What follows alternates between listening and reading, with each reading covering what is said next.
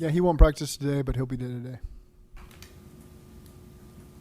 How is that? Is that just a conversation with you and him during the course of the week? Because he kind of said it's up to how much pain he can tolerate. I mean, how do you handle that type of a thing? Ultimately, we have to make a really sound decision as the week goes. Of where he's at medically, how he feels. So again, you're afforded a couple more days here on Wednesday. So we'll just see where it goes during the week. Zach, at what point with Joe do you just say, you're out there and scramble happens, you have to use it, and we got to get you maybe moving a little bit more? At what point do you just say you got to let this thing rip? Yeah, I'm just going to trust Joe on how he feels with that stuff.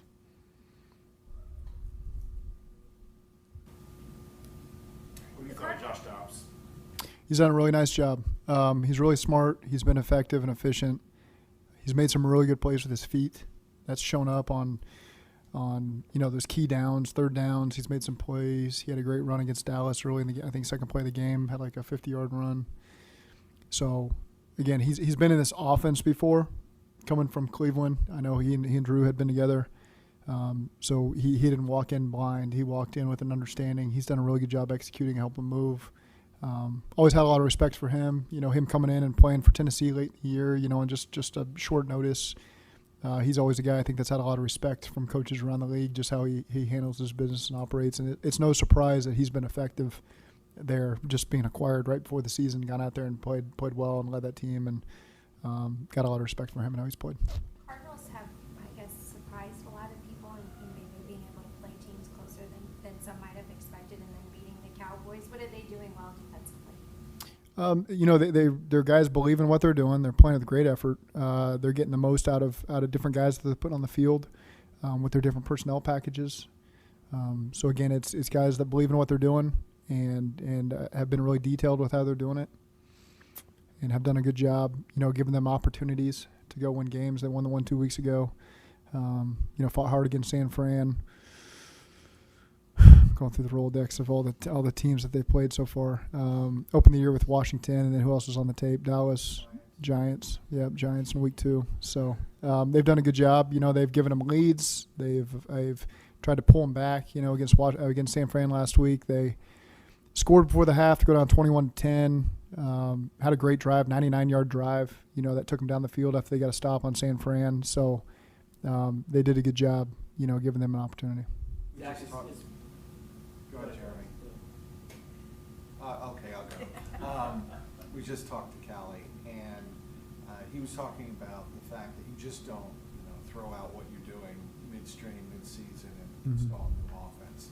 Well, that being said, what are the conversations on the coaching staff, you, Pitch, Callie, about changing things up enough, or just staying with what you're doing and looking for better execution? Yeah, every week we're just trying to put the best plan possible. Last week is to play against Tennessee. This week is Arizona. We've done a lot of really good things with this personnel in the past. We know that we've got a great operation in terms of how we prepare, how we practice. We got to find more production, certainly as coaches, in terms of points.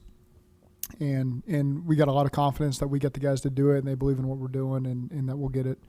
We'll get everybody going in the same direction. And it hasn't been a lack of MAs, anything like that. We just got to create more opportunity for ourselves early in game to get some momentum, to help ourselves and help our defense. Is it as simple as executing better on third down? Really, you look at the 2 third downs they got us on early in the game. One was a 0 blitz.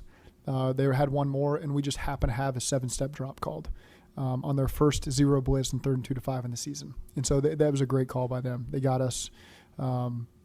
We had a deeper play called, and so there wasn't a great opportunity to win the down if you're our players. The other one, they did a nice job in man coverage and fell off right as he was making a throw. A defender fell off. And so those are the 2 third downs we didn't get. The next thing you know, it's 17-3.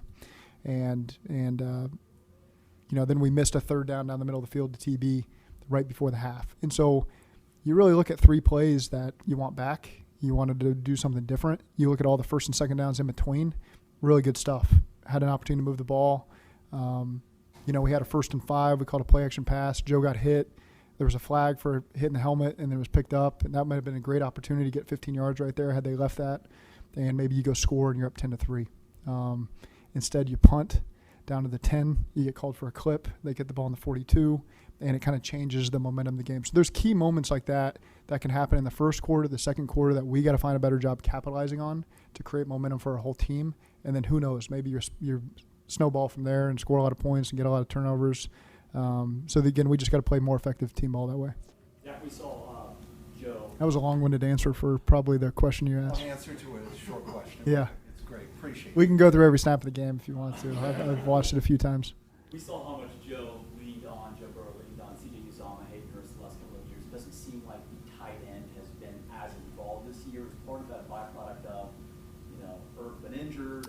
Yeah, he hasn't played the last 2 weeks. It's hard to involve him. But those other guys, when their numbers called, it's kind of been dispersed. Drew's had a few catches. Mitch had a nice screen the other night. Tanner stepped up big in that Rams game. He had a nice catch down the seam.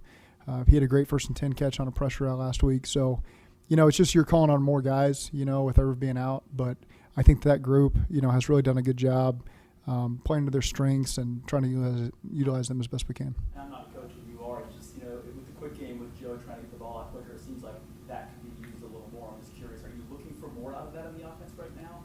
The tight ends making plays for you guys? I think they just need to make the plays that come to them, and so far they have. Speaking of Irv, do you expect him to be back anytime soon? He'll go today. We'll be smart with how we utilize him in practice early in the week since he's coming off the hamstring. It's his first time going, but I think he's had a good weekend and good player day off yesterday to where we feel good starting to work him in, and we'll see to what capacity that is today. You've talked about how you want to clean up the penalties. Yeah. Is that mental? Is it just physical? It's both. It's been both. The pre-snap penalties are completely unacceptable. Okay, those are false starts. Those are guys in the neutral zone. Post-snap, unacceptable as well. And in between, it's football. Sometimes you're going to get beat and you're trying to help yourself and grab a guy. Obviously, we don't want that. Our guys are smart. They understand that. That part has been pretty minimal. And so the ones that get you that I think frustrate our players and coaches are the pre-snap and post-snap penalties. And, like I mentioned before, it's been a different guy in every one. There hasn't been a repeat offender. And so again, we make a point of emphasis whenever we can. I've got a lot of confidence in our guys to be better as we operate moving forward.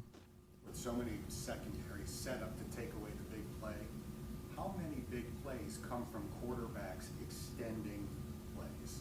It's part of it. It's part of it. Getting us to better calls is part of it. Putting guys in great position versus the defensive calls. So again, it's something that all 11 plus the play caller and offense can participate in, and you just take it upon yourself to what can I do better, and we spend a lot of hours exploring that every week, not just this week, and trying to give our guys the best plan to be able to find the explosives when they're there, whether they're deep or short, and get the ball in the end zone. And however we got to do that, whether it's an 18-play, 90-yard drive or a 2-play, 80-yard, it doesn't matter to me. We just want to get the ball in the end zone. Big focus on third downs, like you were saying, like using Sample in the backfield more on third downs. Do you feel like that's been working? Yeah, he's done a great job in the protection. We've faced some of the best interior players in the league recently. Some of the best D linemen in the league, quite frankly, and we're going to continue to see them. I mean, it's like you think, okay, you can name the names of the guys we played. Okay, they're done. We're past them. And then you look at the next week, and it's like, oh, these guys are never ending. So there's a factory somewhere that's just producing these D linemen, and they're coming in all shapes and sizes, and they keep coming at you. And we got a lot of them on our team as well, which is encouraging.